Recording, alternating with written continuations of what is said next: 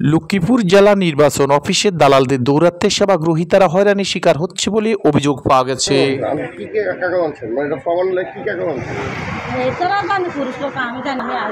এইসব দালালরা নির্বাচন অফিসের আশেপাশে চায়ের দোকানগুলোতে অবস্থান করে।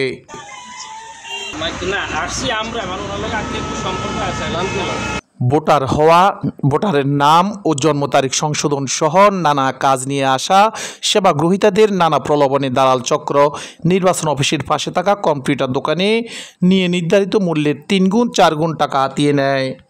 নির্বাচন অফিস থেকে সেবা গ্রহীতাদের ভাগিয়ে নেয়া দালাল কবির, সুমন ও জাহাঙ্গীরের বিষয়ে কথা হয় জেলা নির্বাচন অফিসারের সাথে।